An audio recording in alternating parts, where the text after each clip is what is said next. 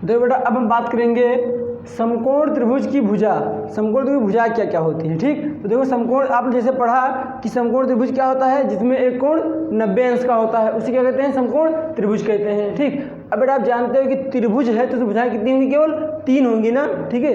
कितनी हो जाएंगी, 3 होंगी। तो उन 3 भुजाओं का नाम क्या क्या है, जैसे मान लो आप 3 लोग बैठे हो तो इनका सुभाष, चंदन, सतीश ऐसे नाम है ना, ठीक है। तो इस भुजा जो है इनका भी कुछ नाम होना चाहिए, ठीक है। तो इनका भी नाम क्या ये देखते हैं। तो लिखा है समकोण त्रिभुज मुख्य रूप से 3 भुजाएं होती हैं। समकोण त्रिभुज में बेटा सॉरी छोटा है, समकोण त्रिभुज में मुख्य रूप से 3 भुजाएं होती हैं जिन्हें लंब, आधार व कण कहते हैं, ठीक। लंब, आधार व कण कहते हैं। चाहे बेटा कण लंब आधार बोलो, चाहे लंब कण आधार बोलो, एक ही बात है, ठीक है। बस इनका नाम क्या है, एक का नाम लंब है, एक का नाम आधार है, एक का नाम कण है। अब ये लंब और कण आधार हैं क्या, इनको देखते हैं। यहाँ पर देखो हम त्रिभुज बनाए हैं, यहाँ पे देख रहे हो ये कैसा त्रिभुज है, ये एक समकोण त्रिभुज है ना, कैसा है, समकोण त्रिभुज है, समझ में आया। ये एक समकोण त्रिभुज है और यहाँ देखो ये हम बता दें कि ये क्या है, कण है, ये लंब है, ये आधार है, ठीक। अब इनका परिभाषा देखो बेटा, यहाँ पर कैसे कह सकते हैं कि ये कण है, ये लंब है, ये आधार है। तो यहाँ देखो लिखा है कण, कण की भाषा क्या होती है, समकोण त्रिभुज में 90 अंश के, समकोण त्रिभुज में 90 अंश के सामने की भुजा कण कहलाती है, ठीक। मतलब 90 अंश जो है, मान लो देखो यहाँ पर ये 90 अंश है, इसके सामने कौन सी भुजा आएगी, ये वाली ना, देखो ये वाली आएगी, सामने की नहीं आएगी। देखो यहाँ समझाते हैं, एक त्रिभुज बनाया मान लो ऐसे, ठीक, ये वाला बनाया, ठीक है, बनाया, ये लिया 90 अंश। अब सामने कौन सी भुजा है, ये वाली ना, देखो तो ये भुजा क्या होगी, कर्ण होगी, समझ गए ना, ठीक। अच्छा हम त्रिभुज ऐसे बनाए, यहाँ ध्यान दो, ऐसे बनाए। अब बताओ जरा मुझे यहाँ कर्ण कौन सा होगा, ये वाली ना, ये भुजा क्या होगी, कर्ण होगी। समझो बेटा, जो 90 अंश के सामने होगा क्या होगी, कर्ण होगी। ध्यान दो, ये 90 अंश है, इसके सामने देखो कौन सी भुजा है, ये वाली ना, तो यही तो कर्ण है।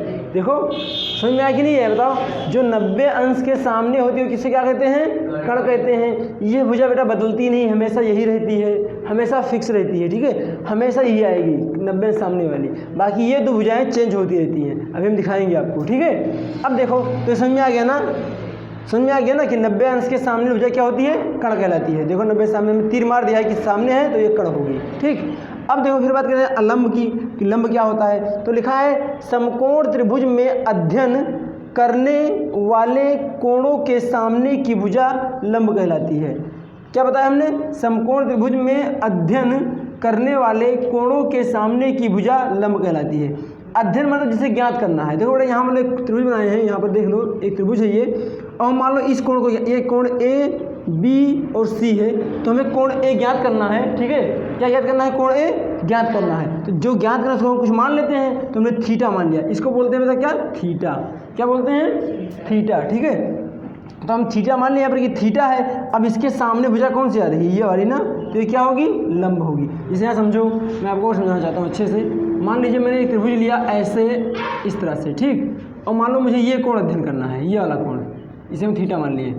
तो ये तो बेटा फिक्स है, ये क्या होगा, ये तो कर्ण होगा ना, ये तो फिक्स है, ये 90 अंश के सामने है, ये कर्ण होगा। लेकिन ये थीटा कोण है, ये अध्ययन करना है इसको, तो इसके सामने कौन सी भुजा आएगी, ये वाली ना, तो ये लंब हो जाएगी। समझ में आया, जो अध्ययन करना है उसके सामने वाली भुजा लंब होगी। यहाँ ध्यान दो, मान लो मुझे इसको अध्ययन करना है, ये वाला, तो ये कोण थीटा हो जाएगा ना, ये ज्ञात करना तो ये थीटा हो जाएगा, तो इसके सामने कौन सी हो जाएगी, ये, तो ये लंब हो जाएगी, ठीक है। मतलब देखो बेटा, जो अध्ययन करना है उसके सामने वाली भुजा क्या होती है, लंब होती है। तो यहाँ पर हमने ये अध्ययन करना है तो ये लंब हो गया है, तो ये आधार हो जाएगा, ठीक। और मान लो बेटा फिर क्या है, ये मान लो मुझे ये अध्ययन करना है, ये वाला, तो इसके सामने कौन सी हो जाएगी, ये वाली ना, तो ये लंब हो जाएगी। समझ में आया। तो जो कोण अध्ययन करना होता है उसके सामने जो भुजा आएगी उसको क्या कहेंगे, लंब कहेंगे, ठीक है। नहीं समझे क्या, हम एक बताते हैं, आप लोग मुझे बताओ लंब कौन सा होगा। मान लो हमने ये त्रिभुज ड्रा किया ऐसे करके, इस तरह से, ठीक, इस तरह से, और ये कोण कितने अंश का है, ये तो 90 अंश का है ना, ये तो 90 अंश का होगा, ठीक। अब मुझे ये कोण ज्ञात करना है, थीटा ये है, एक कोण, तो सामने लंब कौन होगा, ये कि ये भुजा, ये क्या होगी, लंब है ना, क्योंकि इसके सामने यही तो पड़ रही है, ठीक। और ये क्या होगा, ये कर्ण होगा, ये बचा तो आधार, ठीक। समझ में आया ना। तो लंब और कर्ण समझ में आ गया ना, कि 90 अंश के सामने भुजा लंब होती है और अध्ययन करने वाले कोण के सामने की भुजा आधार होती है, ठीक, नहीं वहाँ लंब होती है, ठीक बेटा। तो ये हो गया, समझ में आ गया ना। अब बात करते हैं कि आधार क्या होता है। ठीक, चलो देखते हैं बेटा। देखो बेटा आधार की परिभाषा क्या लिखी है, लिखा है आधार का, देखो यहाँ पे लिखा है हेडिंग आधार, इसमें तो क्या लिखा है, समकोण त्रिभुज में लंब और कर्ण को मिलाने वाली भुजा आधार कहलाती है। ठीक, मतलब समकोण त्रिभुज में जो लंब और कर्ण होते हैं उनको जो मिलाती है, आपस में जोड़ती है, वो भुजा क्या कहलाती है, आधार। देखो ये भुजा क्या है, ये वाली क्या होगा, ये कर्ण होगी ना, यहाँ से यहाँ तक ये कर्ण होगी और ये लंब होगी ना। देखो ये वाला कर्ण हो गया और ये वाला लंब हो गया, तो इन दोनों को ज्वाइंट कौन कर रहा है, देखो आधार ही ना। तो ये क्या कहलाएगी, आधार। जिसे हमने क्या कहा कि ये क्या है, ये लंब और ये कर्ण और ये लंब। ठीक है, अब इसको जोड़ना पड़ेगा, इसको जोड़ना है तो क्या करेगा, ये होगा आधार। ठीक, समझ में आ गया ना। तो ये हो गया लंब, ये हो गया कर्ण, ये लंब और ये आधार। समझ में आ गया ना।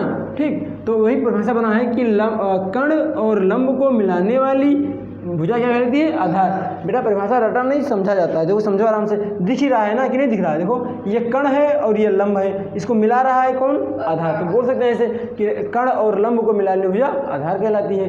कर्ण क्या होता है बेटा, रचना है नहीं, 90 अंश के सामने भुजा क्या कहलाती है, कर्ण कहलाती है। सिंपल सा परिभाषा है। ठीक, अगर पूछा जाए आधार और लंब क्या होता है, तो ये मान लो ये कोण अध्ययन कर रहे हैं, चाहे ये कोण अध्ययन कर रहे हैं, जो कोण अध्ययन कर रहे हैं उसके बारे में बात करो, तो मान लो हम ये कोण अध्ययन कर रहे हैं तो कहेंगे अध्ययन करने वाले कोण के सामने की भुजा लंब कहलाती है। ठीक है, जिस कोण का अध्ययन कर रहे हैं उसके सामने जो भुजा होगी वो क्या कहलाएगी, लंब कहलाएगी। जैसे मान लो हम यहाँ पर कौन सा कोण ज्ञात करना चाहते हैं, एक कोण ए ज्ञात करना चाहते हैं, तो इसके सामने कौन सी भुजा पड़ेगी, लंब पड़ेगी। ठीक, समझ में आ गया, नहीं आ गया। ठीक है, इस तरह से अभी जब क्वेश्चन लगवाएंगे तो अच्छे से समझोगे एकदम। ठीक है, वहाँ पर दिखाया जा करके अच्छे से। अब बेटा हम अगला हेडिंग करते हैं, चलो इतना लिख लो बेटा। तब देखिए यहाँ पर अब हम पढ़ेंगे बेटा पाइथागोरस प्रमेय। पाइथागोरस प्रमेय बेटा, पाइथागोरस एक वैज्ञानिक थे, इन्हीं के नाम पे रखा गया है पाइथागोरस प्रमेय। जिन्होंने त्रिकोणमिति का पूरा इतिहास ही बदल दिया वो है पाइथागोरस, उनका नाम ही था पाइथागोरस। ठीक है, इसीलिए उन्हीं के नाम पे रखा गया। उन्होंने एक प्रमेय दिया था, त्रिभुज के भुजाओं को हल करने में एक प्रमेय दिया कि इनकी भुजाएं ऐसे होती हैं, उन्हीं के नाम पे रखा गया है ये। ठीक है, उन्हीं का प्रमेय है। क्या कहता है, देखो यहाँ पर लिखा हुआ है पाइथागोरस प्रमेय में, इस प्रमेय के अनुसार, मतलब जो प्रमेय उन्होंने दिया, जैसे कहा था वैसे हम बता देते कैसे कहा था उन्होंने कहा कि समकोण त्रिभुज में कर्ण का वर्ग शेष दोनों भुजाओं के वर्गों के योग के बराबर होता है। एक बार इसको दोबारा पढ़ो, फिर ध्यान से समझो दिमाग में क्या कह रहा है। बेटा आपको पता होगा कि लंब कर्ण आधार पता चल गया ना, क्या क्या होता है, लंब कर्ण आधार पता चल गया ना। ठीक, अब जो कह रहे हैं समकोण त्रिभुज में कर्ण का वर्ग शेष दोनों भुजाओं के वर्गों के योग के बराबर होता है। मतलब देखो बेटा, कर्ण का स्क्वायर बराबर अंडर रूट बराबर क्या, बराबर लंब स्क्वायर प्लस आधार स्क्वायर। मतलब जो बेटा मतलब लंब का वर्ग किया गया और आधार का वर्ग किया गया। ठीक है, लंब का वर्ग किया गया और आधार का वर्ग किया गया, तो ये दोनों वर्ग करके जब जोड़ा जाएगा तो वो कर्ण के वर्ग के बराबर होगा। ठीक, समझाता हूँ यहाँ पे। देखो मान लो एक त्रिभुज हमने लिया, इसे छोटा सा, यहाँ ध्यान दो, ये कौन सा त्रिभुज है, ये समोसा है, समकोण त्रिभुज। ठीक, ये समकोण त्रिभुज है ना। अब देखो ये कोण 90 अंश है, तो ये भुजा क्या होगी, कर्ण होगी। और ये कोण अध्ययन करना है थीटा, तो ये कोण क्या होगी, लंब, और ये नीचे वाला आधार। अब ध्यान दो बेटा यहाँ पर, अब करना क्या है, इसका वर्ग करेंगे। ठीक, और इसका वर्ग और इसका वर्ग, तो इस दोनों ये लंब और कर्ण, लंब और आधार का वर्ग करके जोड़ेंगे तो इसके बराबर आ जाएगा। ठीक, मान लीजिए ये कितना है, 1 है, ये 2 है, ये 3 है। ठीक, ये 2 है, ये 3 है, तो इन दोनों का वर्ग जोड़ो, कितना होगा, 2 का वर्ग 4 और 3 का वर्ग 9, तो 9 और 4 कितना होगा, 13। तो ये कितना होगा, ये वाला 13 होगा। समझ में आया कि नहीं आया। ठीक है, ये 2 है, ये 3 है, तो इसका वर्ग कितना होगा, 4, इसका वर्ग 9। अब इन दोनों का वर्ग करके जोड़ेंगे तो जो आएगा वो इसके बराबर होगा। समझा गया ना। मतलब बेटा आप देख पा रहे हो कि सबसे बड़ी भुजा कौन सी है, कर्ण से बड़ी है ना, क्योंकि देखो ये 2 है, ये 3 है, और ये कितना आ गया, 13। तो सबसे बड़ी भुजा क्या होती है, कर्ण होती है। समकोण त्रिभुज में सबसे बड़ी भुजा क्या होती है, कर्ण होती है। ध्यान रखना। ठीक है, इसको अभी लिखा देंगे नोट में। समझ में आ गया ना ये। ठीक, तो वही कह रहे हैं कि इस प्रमेय के अनुसार समकोण त्रिभुज में कर्ण का वर्ग शेष दोनों भुजाओं के वर्गों के योग के बराबर होता है। ठीक, परिभाषा, सूत्र बेटा बहुत इंपॉर्टेंट है, ध्यान रखना एकदम, ये बहुत हाईलाइट फार्मूला है, ये बार बार यूज होगा, इसलिए इसको याद रखना आप लोग को, विशेष पॉइंट्स याद रखना। देखो बेटा हमने क्या लिखे, फिर इससे संबंधित सूत्र, इससे कोई रिलेटेड सूत्र बन रहे हैं, देखो उसको भी आपको थोड़ा दिमाग में रखना है। देखो यहाँ पर कण स्क्वायर बराबर क्या होता है, लंब स्क्वायर प्लस आधार स्क्वायर। बेटा अगर हम ये स्क्वायर यहाँ, ये जो स्क्वायर लगा है यहाँ से हटा देंगे तो इधर जाएगा तो रूट लग जाएगा ना, जो ये देखो यहाँ पर जो ये क्या लगा स्क्वायर लगा हुआ है, इसको हटा देंगे, इधर भेज देंगे तो इधर जाएगा तो रूट अंडर रूट बन जाएगा, तो कण बराबर हो जाएगा अंडर रूट लंब स्क्वायर प्लस आधार स्क्वायर। ये एक फार्मूला बन गया, पहला फार्मूला यहाँ से, ठीक। फिर लिखा है पुनः, फिर बेटा देखो कण, अब हम क्या चाहते हैं, हम चाहते हैं कि इसको इधर ले आएँ, इस वाले को इधर भेज दें, आधार को भेज रहे हैं इधर, जो ये आधार लिखा हुआ है इसको इस बराबर के इस पार भेज रहे हैं, तो क्या होगा कण स्क्वायर, देखो कण स्क्वायर है, अब इधर ये आएगा तो माइनस में हो जाएगा ना, इधर प्लस में, इधर आएगा तो माइनस में हो जाएगा, तो कण स्क्वायर माइनस आधार स्क्वायर, इधर क्या बचेगा बराबर में, सिर्फ लंब स्क्वायर बचेगा, ठीक। तो इसको थोड़ा हम इसको पहले लिख देते हैं, इसको पीछे लिख देते हैं, तो लंब वाला आगे लिख देंगे, तो लंब स्क्वायर, इससे कोई फर्क नहीं पड़ेगा, चाहे आगे लिखो चाहे पीछे लिखो, ठीक है, इसको हम आगे लिख देते हैं, और क्या तो लिखेंगे तो हो जाएगा लंब स्क्वायर बराबर कण स्क्वायर माइनस आधार स्क्वायर। देखो लंब स्क्वायर बराबर कण स्क्वायर माइनस आधार स्क्वायर। अब बेटा यहाँ पर भी देखो स्क्वायर लगा है, तो इस स्क्वायर को हम हटाएंगे इधर, तो इधर हो जाएगा अंडर रूट में हो जाएगा, देखो तो लंब बराबर क्या हो जाएगा, लंब बराबर अंडर रूट कण स्क्वायर माइनस आधार स्क्वायर, ठीक। एक फार्मूला आपका यहाँ से ये बन जाएगा, तो अभी एक फार्मूला, 2 और 3 फार्मूले हो गए, ठीक है। और फिर अगला देखो बेटा, अब हम क्या चाहते हैं, अब हम चाहते हैं बेटा कि आधार को रोक लें, जो ये आधार है इसको इधर रहने दें, लंब को इधर भेजें, तो क्या होगा, देखो यहाँ पर हम चाहते हैं क्या है, हम चाहते हैं कि आधार को रोक लें, लंब को इधर भेज दें बराबर के इस पार, तो क्या होगा, देखो हमने आधार को रोक लिया है, लंब को इधर भेज दिया, ये वाला इधर भेज दिया, तो क्या होगा कण स्क्वायर माइनस लंब स्क्वायर बराबर आधार स्क्वायर। अब इसको बेटा हम पहले देते हैं आधार स्क्वायर को, तो आधार स्क्वायर बराबर कण स्क्वायर माइनस लंब स्क्वायर। अब यहाँ पर स्क्वायर लगा है ना, तो जैसे यहाँ पर स्क्वायर लगा था, हटा दिया था स्क्वायर, तो रूट हो गया है, ऐसे यहाँ पर भी हटाएंगे स्क्वायर, इधर जाएगा तो रूट हो जाएगा, तो आधार बराबर अंडर रूट कण स्क्वायर माइनस लंब स्क्वायर, ठीक। तो ये बन जाएगा एक फार्मूला, तो तीसरा फार्मूला यहाँ से ये बन गया। तो बेटा आपके सामने 1, 2, 3, 4 फार्मूले हैं, ठीक है। इन फार्मूलों को ध्यान रखना, ये बहुत उपयोग होने वाला है त्रिकोणमिति में, बहुत अहम रोल निभाएंगे, ठीक है। तो इनको आपको विशेष पॉइंट से ध्यान रखना होगा। कितने फार्मूले हैं, 1, 2, 3, 4। और बेटा आप लोगों से हम कल सारे फार्मूले सुनेंगे, ठीक है, आपको याद होना चाहिए, समझ में आया ना, ठीक। चलो बेटा इतना नोट करो, देखो बेटा आप लोग एक हेडिंग करो नोट, देखो यहाँ पे लिखा है नोट, हेडिंग क्लियर है ना नोट। अब देखो इसमें क्या होता है, नोट में पहला पॉइंट कह रहा है समकोण त्रिभुज में भुजा कण सबसे बड़ी भुजा होती है, या फिर सबसे बड़ी भुजा होती है, और यह सदैव स्थिर रहती है। समझो बेटा, जो समकोण त्रिभुज होता है वो सबसे बड़ी भुजा होती है कण, हमने समझाया। देखो यहाँ पर देखो, ध्यान दो थोड़ा सा, मान लीजिए ये क्या है, कोई समकोण त्रिभुज है, ठीक। हमने अभी बताया था ना कि वो समकोण त्रिभुज है, ये कितने अंश का है, 90 अंश का है, तो ये क्या होगी, ये भुजा कण होगी। हमने कहा ये 2 हो और ये 3 हो, इसका मान 2 हो, इसका मान 3 हो। तो बेटा अभी पढ़े हो पाइथागोरस प्रमेय में कि क्या कहा उन्होंने, कि कहा कण का वर्ग शेष दोनों भुजाओं के वर्ग के योग के बराबर होता है। मतलब इसका वर्ग कितना होगा, 4, इसका वर्ग 9, तो इन दोनों को जोड़ेंगे तो क्या आएगा, 13 आएगा ना। और 13 क्या है, ये है कण। तो बताओ बेटा ये 2 है, ये 3 है, ये 13 है, तो सबसे बड़ी भुजा कौन सी है, कण है। समझा कि नहीं है, ठीक। इसीलिए हम कह सकते हैं नोट में कि सबसे बड़ी भुजा क्या होती है, कण होती है, ठीक। अब देखो फिर क्या कह रहा है, और ये सदैव स्थिर रहती है, मतलब बेटा हमेशा चाहे जितना त्रिभुज बना दोगे, हमेशा ये 90 अंश के सामने ही पड़ेगी, ठीक। यहाँ पर देखो 90 अंश सामने है, ये कण हो गया। मान लो मैं त्रिभुज थोड़ा ऐसे कर देता हूँ, यहाँ ध्यान दो, मैं त्रिभुज में ऐसे कर रहा हूँ, यहाँ पे देखो ये वाला। अब बताओ कण कौन सी भुजा, ये 90 अंश हो जाएगा, तो कण कौन सी होगी, ये वाला ना, ये कण होगी। कभी ये चेंज नहीं होगा, हमेशा यही रहेगा, ठीक है। तो ये भुजा कभी बदलती नहीं है, हमेशा फिक्स रहती है। समझ आ गया ना, ठीक। इसके बाद देखो फिर बेटा दूसरा पॉइंट क्या कह रहा है समकोण त्रिभुज में भुजा लंब और आधार अध्ययन करने वाले कोण के सम्मुख होती है। मतलब बेटा अर्थात ये बदलती रहती है। मतलब देखो बेटा कहने का मतलब ये है कि जो लंब और आधार होते हैं ये चेंज होते रहते हैं। क्यों मिला के देखो यहाँ पर, जैसे मान लीजिए यहाँ पर हमने एक त्रिभुज लिया, ठीक, यहाँ कोण ए है, ये बी है, ये सी है, तो आपको पता होगा ये तो 90 अंश है, तो ये तो कण हो गया, ये तो फिक्स है, ये फिक्स है, अभी पढ़े ना, ये फिक्स है, ये नहीं बदलेगा।